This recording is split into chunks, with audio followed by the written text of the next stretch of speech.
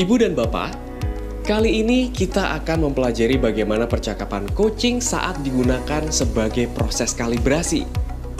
Percakapan coaching untuk kalibrasi dapat dilakukan saat membicarakan kemajuan pengembangan diri coachee, saat coachee melakukan penilaian kinerja, atau saat akan melakukan penyesuaian ulang terhadap sebuah kriteria. Sebagai Kepala Satuan Pendidikan SMA Negeri 1 Semarang, Pak Ilham mengajak para pendidiknya melakukan evaluasi mandiri setiap 3 bulan. Hasil penilaian mandiri ini kemudian ia diskusikan secara personal dengan setiap guru. Simak alur Tirta dalam percakapan coaching untuk kalibrasi antara Pak Ilham dan Bu Wiguna ketika melakukan penilaian atas kinerja diri berikut ini.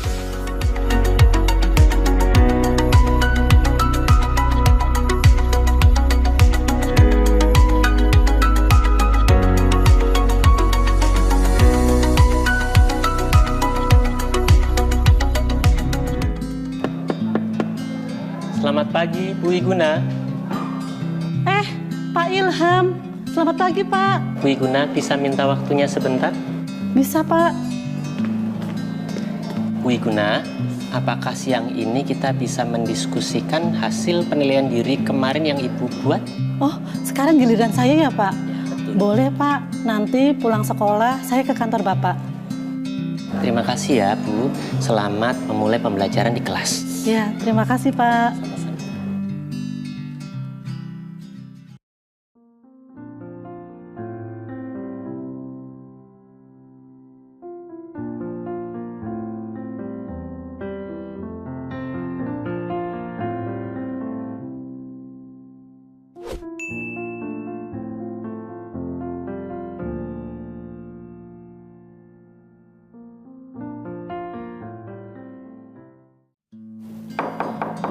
Pak Ilham. Bu Wiguna, silakan masuk, Bu. Mari, silakan duduk.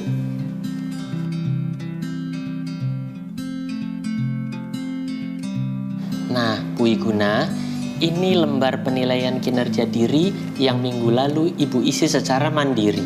Oh, iya, Pak. Bu Wiguna, di lembar ini saya melihat ada 2 poin di mana Ibu menilai diri sangat rendah, yaitu poin perencanaan pembelajaran dan poin komunikasi dengan orang tua. Di sini Ibu memberi nilai 2 pada skala 6 ya? Iya, benar, Pak. Ibu ingin membahas bagian yang mana dulu? Saya ingin dibantu tentang komunikasi, Pak. Di bagian komunikasi dengan orang tua, saya masih merasa kesulitan. Baik, siang ini kita fokus mendiskusikan hal ini dulu ya, Bu ya? Oke. Sekarang coba kita mulai dengan poin komunikasi dengan orang tua. Ibu Yuna coba ingat, hal apa saja yang sudah lebih baik selama 3 bulan ini terkait kerjasama dengan orang tua? Sebenarnya di trimester ini saya merasa lebih percaya diri waktu ngobrol dengan orang tua. Kalau dulu saya tuh sering sungkan, Pak. Apalagi kalau yang harus diceritakan itu situasi tidak menyenangkan dari murid. Wah, Ibu semakin percaya diri saat ini. Benar, Pak. Apakah ada lagi yang sudah berkembang dari diri Bu Iguna terkait poin ini? Saya juga merasa lebih lancar saat menyampaikan informasi ke orang tua bila dibandingkan dengan pertemuan orang tua yang sebelumnya. Sudah nggak banyak bilang gitu, Pak. Wah, baik itu, Bu. Saat ini jika Bu Iguna menilai diri sendiri, karakter apa dari diri Ibu yang bisa mendukung proses komunikasi dengan orang tua? Saya mengenali tipe diri sebagai orang yang mau mendengarkan orang lain dan tidak mudah melabeli.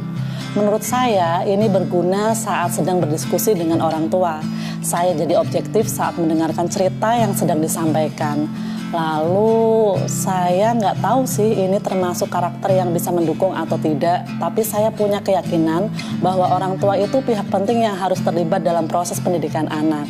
Nah, prinsip itulah yang terus saya pegang sampai sekarang, Pak. Baik, Ibu memiliki kemampuan untuk mendengarkan dengan objektif dan juga memiliki prinsip tentang pentingnya keterlibatan orang tua ya. Namun, untuk saat ini masih ada yang ingin Ibu kembangkan ya?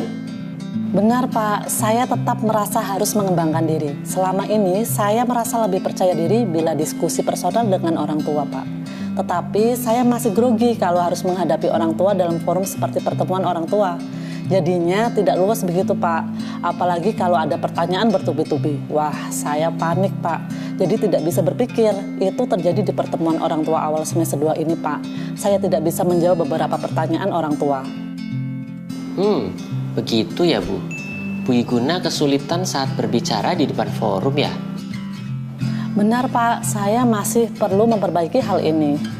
Baik, mengenai beberapa hal tadi, tentang grogi, kurang luas, atau mudah panik, apa rencana Bu Iguna untuk memperbaikinya?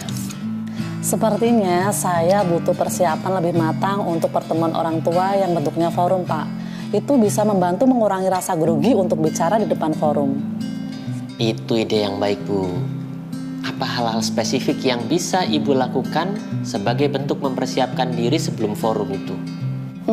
Mungkin saya akan membuat catatan-catatan kecil untuk poin yang akan disampaikan.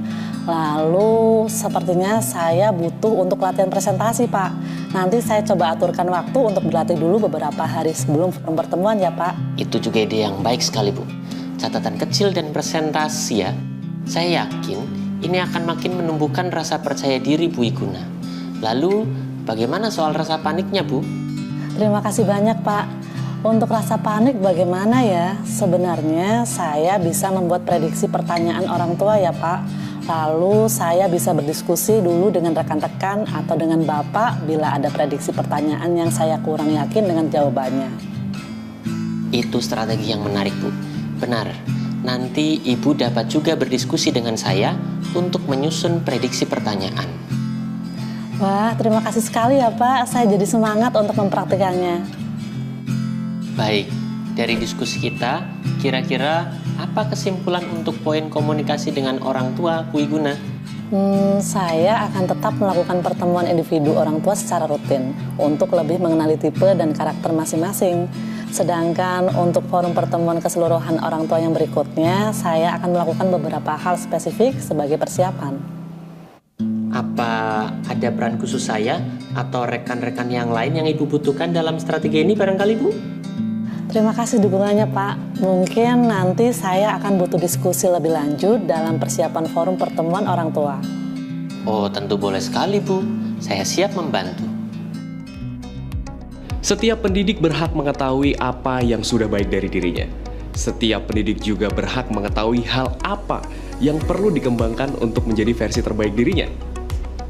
Proses coaching dapat membantu pendidik menjalani proses ini. Bukan semata demi menjalankan fungsi sebagai pendidik di kelas, lebih dari itu demi menjadi individu yang lebih baik. Selamat berlatih!